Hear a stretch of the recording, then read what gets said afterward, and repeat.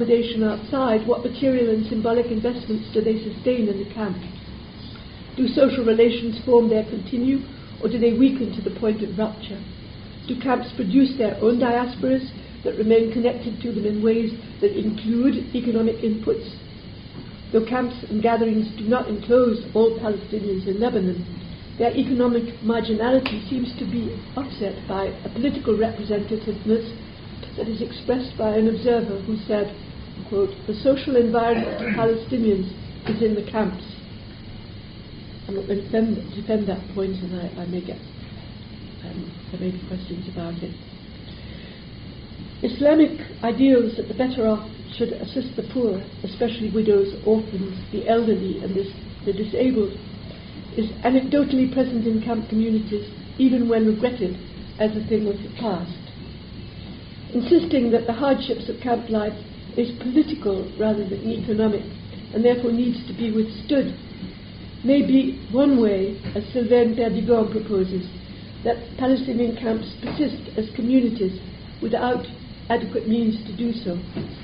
Dealing with poverty as siyasi is a way of asserting sovereignty, in Perdigon's interpretation, a considered collective response to an international system that has robbed Palestinians of national rights.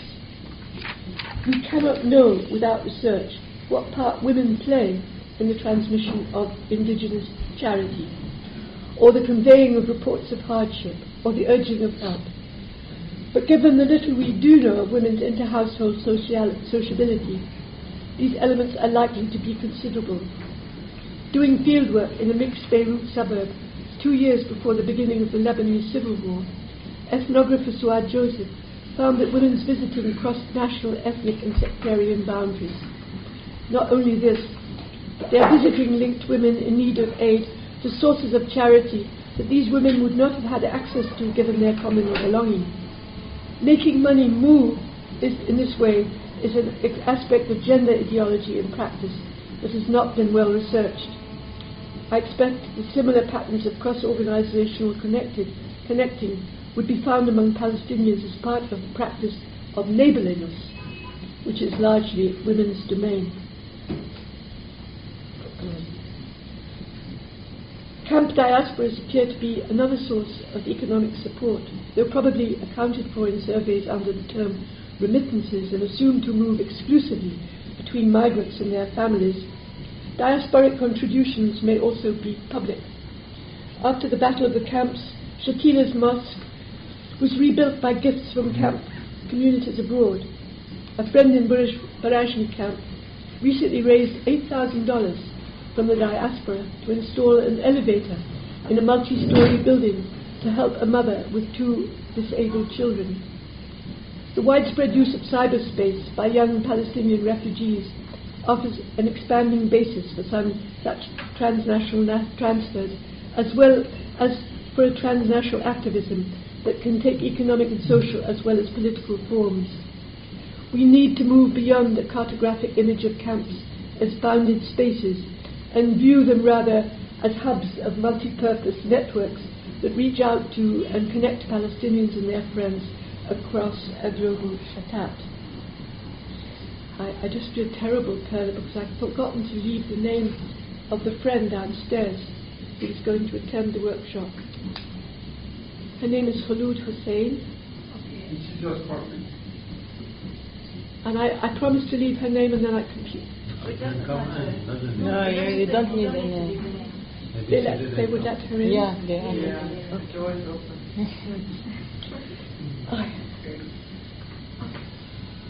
Almost. Interaction with Lebanese neighbours as an economic source for camps is understudied, probably because an image of them as zones of difference marked by clear boundaries has discouraged researchers from examining economic exchange between camps and their neighbourhoods, and the degree to which this contributes to camp subsistence. I think I'll cut out this paragraph. Another clearly under-researched aspect of Palestinian life in Lebanon is migration, whether as to incidence, duration, or economic impact.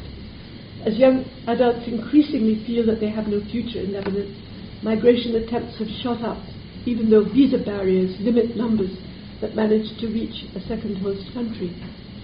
In 2014, young people across the camps in Lebanon conducted a campaign called Yes to Migration. The campaign aroused very strong opposition from the political leadership, who saw any decrease in refugees clustering close to Palestine as a threat to national struggle. The irony of the politicians' opposition to migration is that probably migrant remittances help families left behind to survive, whereas the national leadership has proved unable to soften Lebanon's regime of exclusion. Among the many unknowns about migration is outcomes for individual migrants and their families. And when women migrate, whether as wives, workers or asylum seekers, do they send money back to families at home more than men do? Having hopefully convinced you that camps can neither depend on UNRWA nor the PLO to sustain them, and that capitalism presents a threat, I turn to the core topic of my presentation, the need for economic ethnographies of camps that take full account of the economic agency of women, how their informal kinds of economic activism sustain camp households, and how households in turn form the basic units on which the reproduction of camp communities depends. The Secretary General of the Lebanon branch of the General Union of Palestinian Women uses phrases such as our working mothers or our peasant mothers in speeches on International Women's Day, suggesting the existence, which my own observations confirm, of a collective memory of the economic agency of women in pre-48 Palestine. And this image of working mothers is also transmitted in the way individual women in refugee camps have taken their mothers as models of economic agency, as of other values. The life stories I recorded with women from Shatila in the 1980s gave grounds for a paper in which I noticed how camp conditions had elaborated mother-daughter ties. And studies carried out among women in various regions of the Shatat have extended our understanding of women's economic agency. I'll jump over the very brief review and quotes I had from, there's been actually a number of studies with Palestinian women in different areas carried out by Ellen Fleischman, Julie Petit, Annalise Moores, Raib Najjar, and so on and so on. And I do give quotes from these studies because historically they're very, very interesting, and many of them were actually transmitted to researchers after 48 about mothers, not before.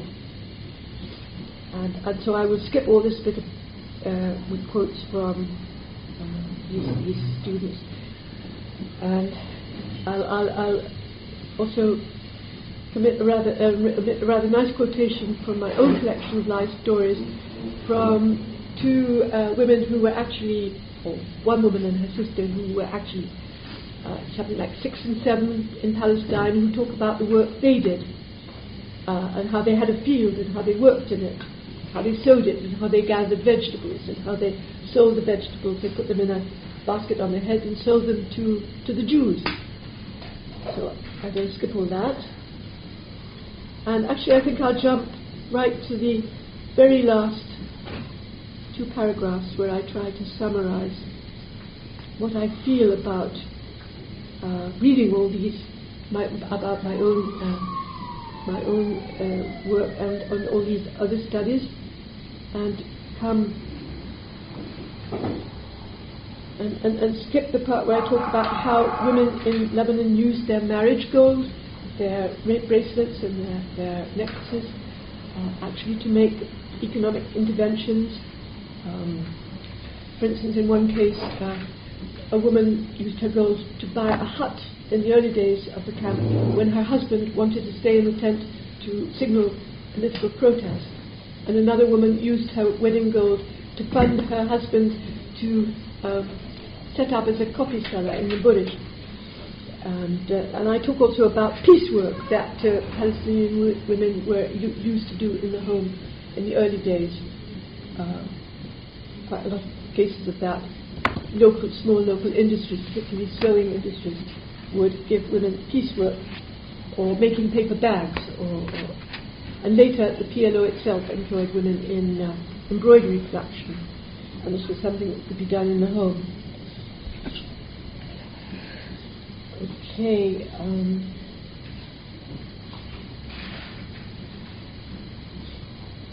So all this builds up for me to a picture of women as always moving into the breach when there's economic need for protection of the family.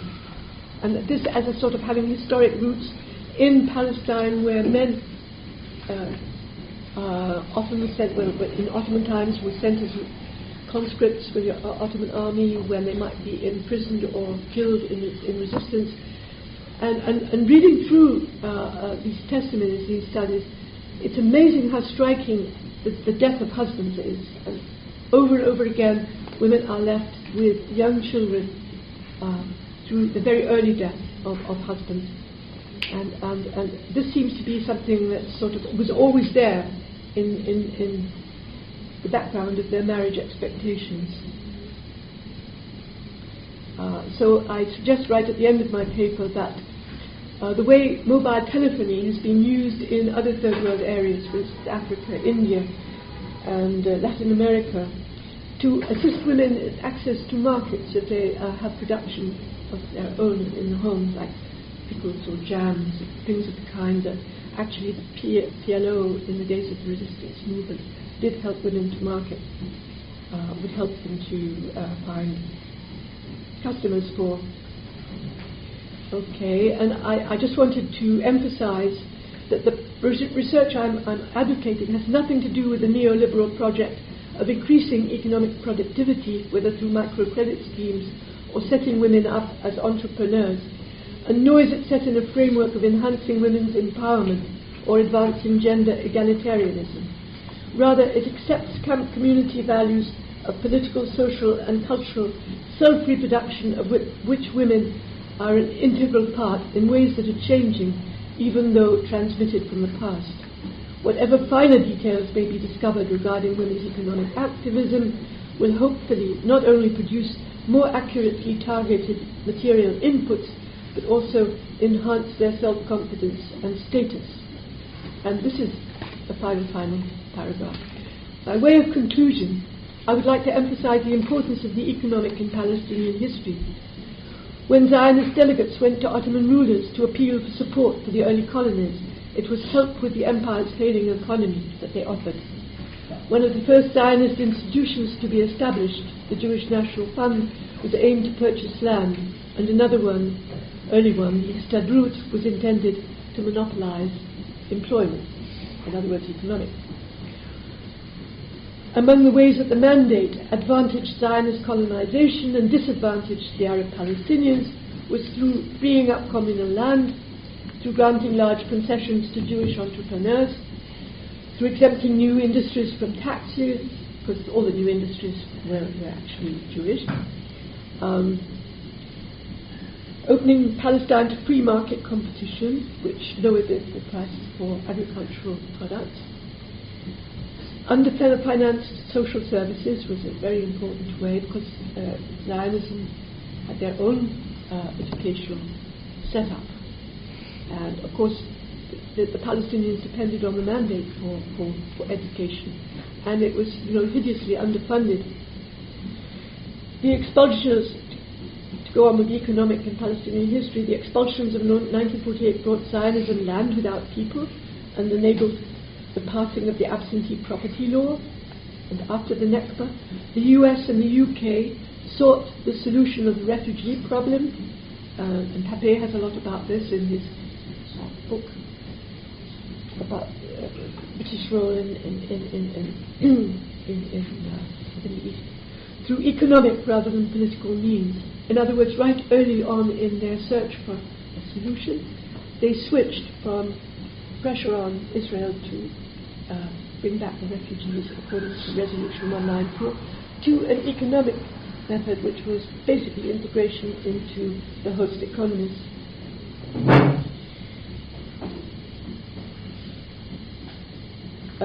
Again, with the economic, Israel adopted de-development as a primary means of reducing Palestinians, whether among Palestinians in Israel or in Gaza or through the refugee camps.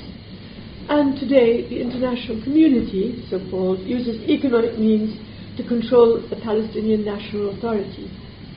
From this, I conclude that research to help Palestinian camp communities to self-reproduce with less hardship is an appropriate aim for an institution such as the Institute of Palestine Studies. هذا هي.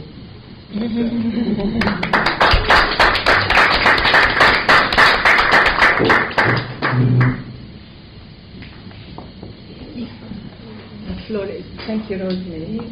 The floor is open for questions. Please introduce yourself. Asking questions. Yes. Silence. Should I talk in the mic? Yes. Thank you for the presentation. You told me before your presentation you were going to hit me on the securities enclaves, and you did quite well. Regarding the question of camps in hogs, I was wondering if in your work or in your reading you saw anything like the production of the camps in general as different spaces that are in relation with one another, sometimes even more than in relation with the neighborhoods they are included in. I'm thinking that it's something that happens this summer when there was the big Justin demonstrations, and I got in contact with the person I knew in Rotterdam to ask them what they were thinking about that situation, and they were absolutely distressed about what was going on in terms of violence in February, but not so much about what was going on in Beirut in terms of mobilization, but different thinking about that. And so I was wondering if you had any opinion on that geography of camps as connected with one another as well as with transnational phenomena or the city they are in.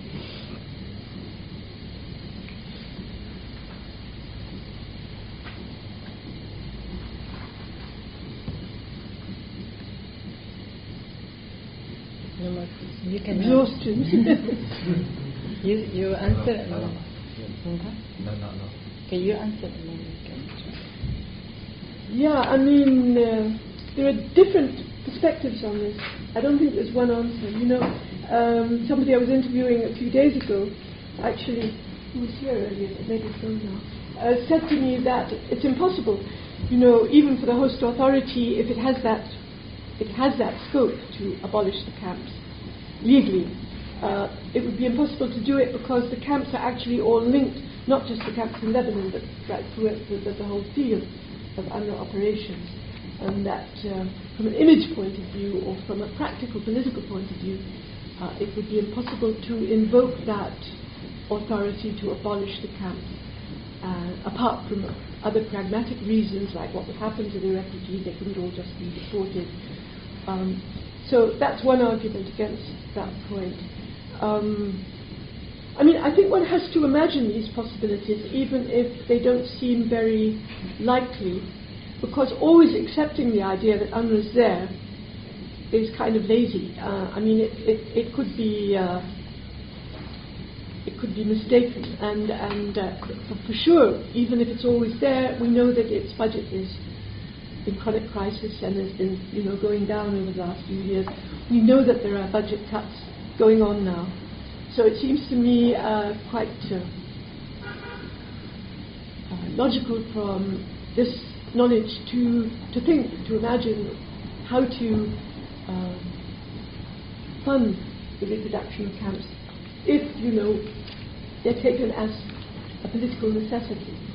If we don't care what happens to them, then of course it's quite a different thing.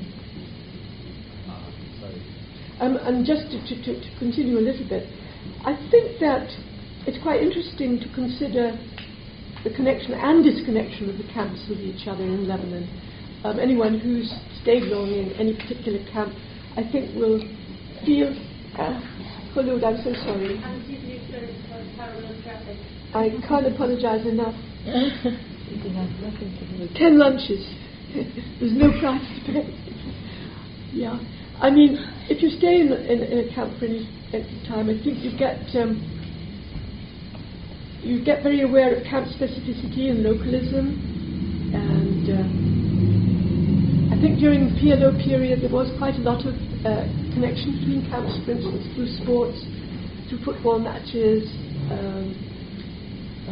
through Nedwat, but that after the departure of the PLO that rather lapsed. And for instance, I think that camp endogamy, that marriages between families within the same camp are higher than marriages between people in different camps, so I'm not really sure of that. So I think the different people you ask would give you different answers, and there are different answers. Let me add a bit. Your question, your question was why the Youth Think movement did not show solidarity with the Palestinian camps while Al-Halwa while Al-Halwa was under attack, right? It was an example. Well, this is a good question because, in the Lebanese imagination, the Palestinian camps hardly exist in the general imagination, and precisely the people of the Youth Think movement refused to approach refugees, Syrians and Palestinians, which make a substantial amount of the population of Lebanon, because from the beginning there was a criminalization and dehumanization to the refugee element as a stranger in the protest from the authority and from middle upper class activists, NGO activists, who actually backstabbed the lower classes who were in the camp and refused the participation of refugees because it was problematic for them. They couldn't deal with Lebanese and non-Lebanese at the same time. And so it's a Lebanese issue. And it's right for Palestinians to feel resentment because they live here, they share the country as well.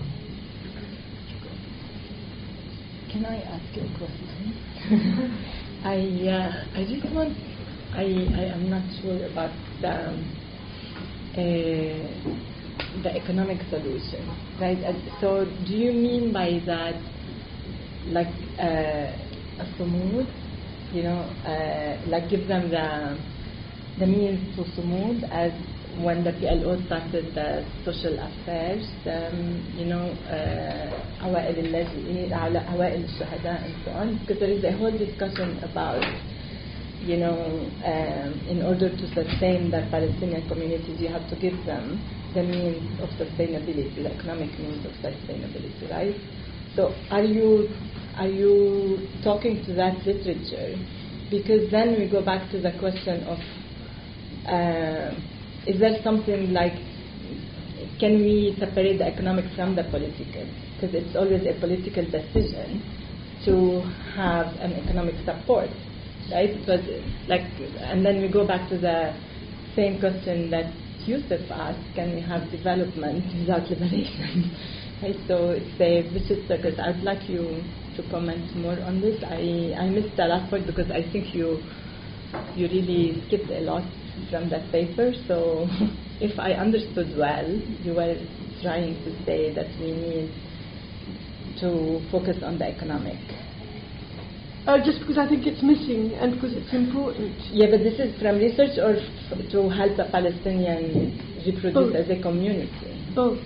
I mean, I made the point that I think it's politically important for the camps to continue in terms of just settlement. That's how I started. Yeah. And given that, how do they continue? And then the literature that actually I prefer to the one you cite on Samud, because I think the whole Samud concept as it was administered was quite corrupt. Yeah. And it also exploited class and it exploited gender to some extent. Mm-hmm. The literature that I prefer is Ilana Feldman and how why should Palestinians in camps be expected to bear the heaviest weight of the Nakba in terms of conditions, and I outline all the conditions that make camps extremely unpleasant to live in, when other Palestinians, don't have to bear those conditions. And why should that go on under the name of, let's say, the slogan of Samud? I'm very against that. I'm looking for other kinds of intervention. Perhaps they would become corrupt in time because everything does, but they haven't been tried. And because I believe that if there was research on women's economic activism, it would be found to be much more crucial in the reproduction of communities than we understand it now, because such research hasn't ever been done. You know, it's only based on what I know of camp life that I feel that this research would come up with results that could support targeted interventions. I.e., by targeted I mean ones that are articulated with what actually will work, in camp communities. I don't know if that answers your question. I mean, you can't ever separate the economic and the political, but the emphasis in the past on the political has kind of excluded the economic, and I'm calling for more of a veering back. Well, that was in research, but not when they were thinking of solutions during the liberation movement, because this is how the economic was brought after the political was that time. You mean in the 69 Yes. Cairo Accord? Yes.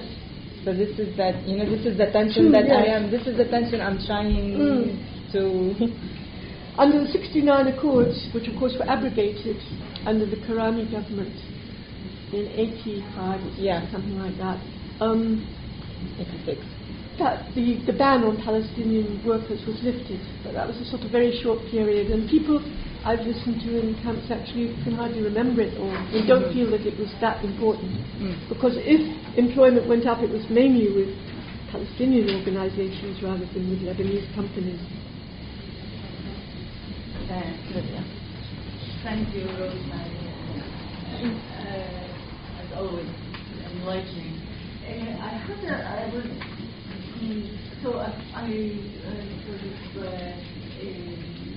sympathize with your pointing to researchers to the importance of economics, and I was wondering, because on the one hand you're saying economics are really important to the reproduction of communities, and this community in particular, economic aspects, remittances, gender work, and on the other hand, and often this kind of argument about the reproduction of communities is an argument about social class, the reproduction of social class. And on the other hand, you're also saying it's a very diverse community. The income, the income gap, it's fragmented. Camps are fragmented, which would go against that kind of social class analysis. So I don't know if you have a comment to make about that. I think that's a very interesting, internal contradiction, and it's one that Sylvain Perdigon brought up too in discussions, because he did most of his work in the South, where practices of zakat, charity, what I call indigenous charity, are very prevalent, and where you find much more the survival of the Dar, the big Palestinian family, households that are connected through marriage, all living in the same part of the camp, which you obviously don't find, in camps like Chakina, which are very mixed. People that come from other camps here, and you find individual households that might have one related household in the camp, but probably not the big Dar. So he says that the practice of zakat reproduces social stratification. The big families, the Hamulat, Hama'il, are the ones that can give charity. And because they can give charity, they go on being important, up there in social class terms. And so it's a question like, if you believe in the reproduction of camp communities, and if indigenous charity helps that reproduction, then you sort of accept the stratification, negative stratification aspect. I mean, you can't have it both ways. But I don't see more equality in a camp like Shatila, where, there isn't the Dar. So I'm not sure that, losing the Dar actually helps class equality. There isn't any proof of that. Yes, please.